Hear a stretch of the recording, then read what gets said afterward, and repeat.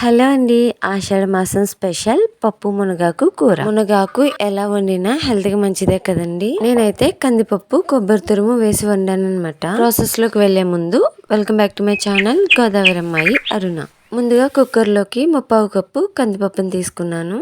Water వేసి 2 సార్లు wash చేసేసుకున్నాను. ఇప్పుడు దీనిలోకి 3/4 కప్పు కందిపప్పుకి కప్పున్నర నీళ్లు వేసి నానబెట్టిన అవసరం లేకుండానే 2 విజిల్లు వచ్చే వరకు కూడా కుక్కర్ ని పెట్టుకోవాలి. పప్పు చల్లారేలోగా మునగాకునైతే రెడీ చేసేసుకుందామండి. ఆకులు సెపరేట్ చేసేసుకోవాలన్నమాట. ఇలా చిన్న చిన్న కాడలు ఉంటాయి కదండి, వాటిని అయితే సెపరేట్ చేసేసుకోవాలి.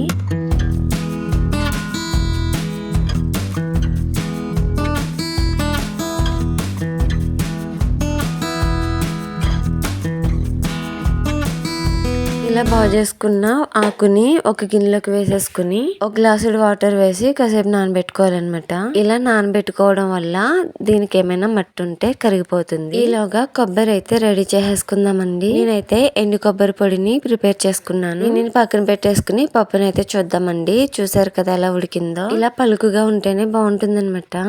నేను వేసిన నీళ్లు పప్పు ఉడకటానికి సరిపోయినాయి. ఇప్పుడు స్టవ్ మీద ప్యాన్ పెట్టి ఆయిల్ వేసి ఆయిల్ హీట్ ఎక్కిన తర్వాత 5-6 వెల్లుల్లి రేకల్ని తలకొట్టి వేసుకోవాలి. వెల్లుల్లి రేకల్ని కొంచెం వేగనివ్వాలన్నమాట.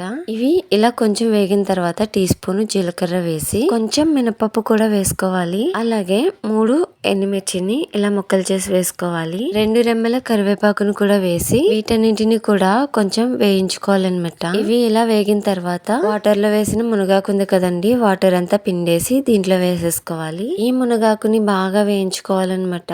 ఎందుకంటే పప్పులో ఉడకపెట్టలేదు కదండి, ఆయిల్లో బాగా వేయించుకోవాలి.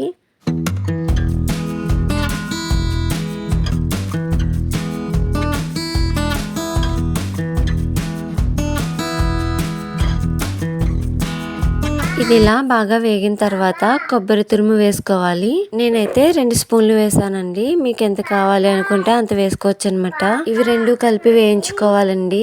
ఆయిల్ సరిపోకపోతే ఆయిల్ యాడ్ చేసుకోవచ్చు, ఎందుకంటే ఆయిల్ ఎక్కువగా ఉంటేనే బాగుంటుంది.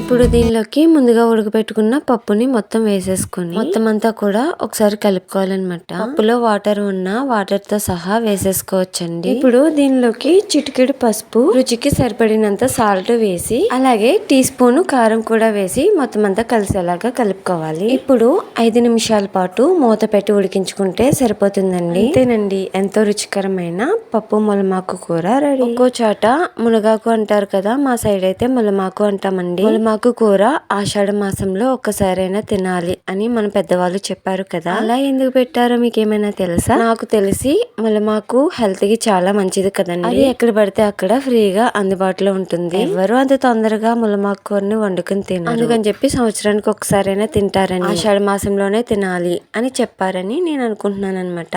మీకేమైనా తెలిస్తే కామెంట్ చేసేయండి. ములమాకుని పప్పులో డైరెక్ట్ గా వేసే కన్నా ఇలా వేయించుకుని వేస్తే చాలా బాగుంటుందండి. ఆషాఢ మాసం ఇంకా ఉంది కదా, నేను చేసిన ప్రాసెస్ లో అయితే ఒకసారి ట్రై చేసి చూడండి. నా వీడియో మీకు నచ్చినట్లయితే లైక్ చేసి సబ్స్క్రైబ్ చేసుకుని మీ ఫ్రెండ్స్ అండ్ ఫ్యామిలీ మెంబర్స్ కి షేర్ చేయండి. Thanks for watching. Bye bye.